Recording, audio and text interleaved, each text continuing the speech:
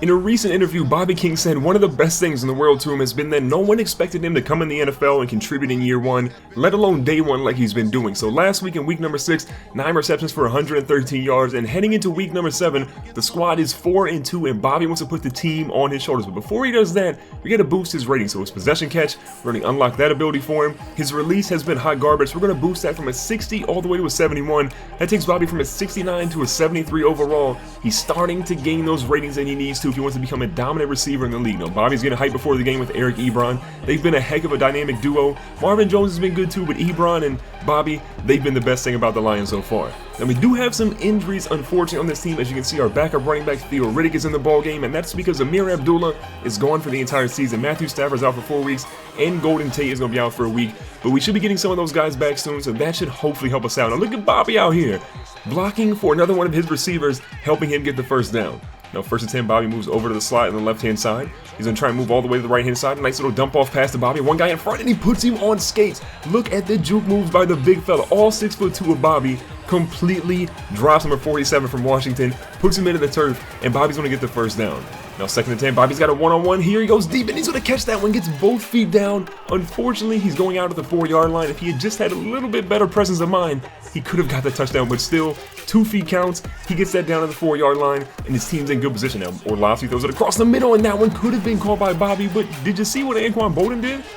He snatches this ball right away from Bobby King, so it would have been Bobby's 5th touchdown in the year. Instead, Anquan Bolden, the old fella, adds another touchdown to his already impressive mark. Now, Bobby here running an out route. Wasn't the prettiest out route I've ever seen in my entire life, but you know what? He caught the ball. That's what matters. Now, a clutch 3rd and 2. Needed getting a first down. We're going to fake the handoff on a play action fake. Bobby across middle. Instead, they go over to the right-hand side, and that one, well, that one's not going to be enough for a first down. So instead, we have to punt, and we get the ball back. Now, 2nd and 5. Bobby across the middle. He's wide open, but instead, they throw it deep to Marvin Jones. Why would you throw it in double, even triple coverage there?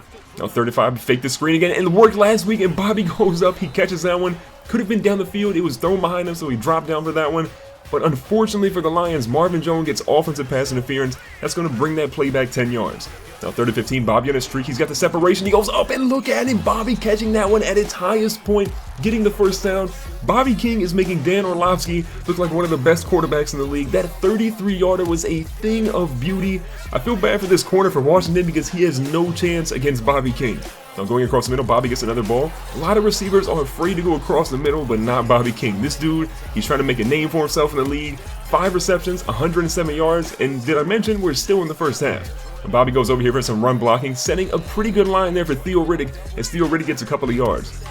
Now, 2nd and 4, Bobby goes back across the middle. This time it's an underneath route thrown to his other receiver instead, moving us down on the 12-yard line and inside the red zone. Now, Orlovsky's got time, throws it across the middle, and that one's nearly intercepted by number 27. So 2nd and 10, Bobby lines back up on the left-hand side, fakes the out, comes back into the middle. He's kind of open, but that one's forced. I think Bobby actually ran the incorrect route. If you look closely at that one, he was supposed to come more underneath. Instead, he runs behind the linebacker, and the linebacker gets an easy interception. That's what's going to happen, though, when you have a backup quarterback and a young rookie receiver. Those two aren't on the same page, but still, Orlovsky comes back to Bobby on the next drive as the first half is coming to a close. Looks like he still has some belief in him. Now, Washington is up 13-7 on 2nd and 3. We're going deep again. We're getting the ball deep. Bobby's going to go. He's going to catch that one with ease. He's putting the afterburners on, and the big fella goes in for a touchdown here. That's going to give us a 14-13 lead, assuming we make the extra point. But that's his 5th receiving touchdown in the year. Caldwell's happy, but Bobby says, keep feeding me the rock. He can't guard me, I promise.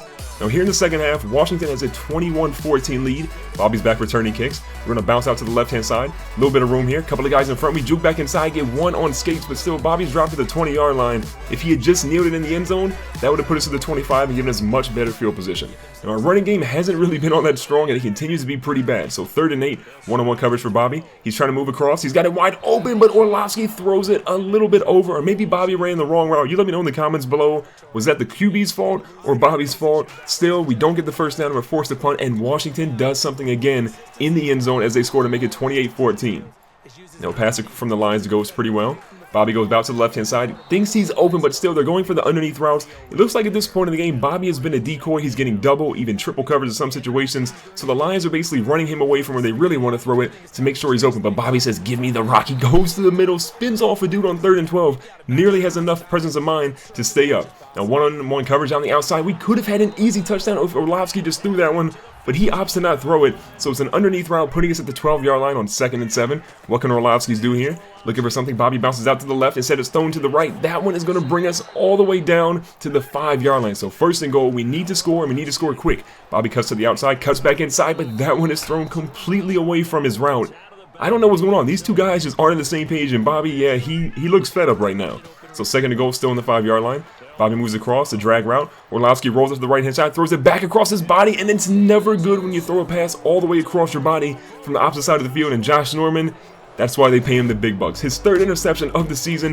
Look at this again. Bobby had a chance. It was Marvin Jones was there too. Marvin Jones, I don't know what he was doing. He completely falls to the ground. So Washington's defense has another big stand. Their offense comes back on the field. They're going to try and seal this game. And unfortunately, Washington does seal this game 28-14 as we get our 3rd loss of the season. Still, we've won 4 games. We're above 500. We've shown that we're pretty good, but you know what? We need Matthew Stafford back. Amir Abdullah's gone for the entire season. If we get Golden Tate and Matthew Stafford back soon, I think we'll be okay. But Charlie Sims run for 42 different attempts, 200 yards. We barely even ran the ball. Bobby gets 8 catches for 194 yards, a career high with a touchdown. So still a good game by Mr. King. We've got to work on some things, got to work on that route running. If you guys enjoyed the video, make sure to hit the like button. Don't forget to subscribe, and I'll catch you guys on the next one.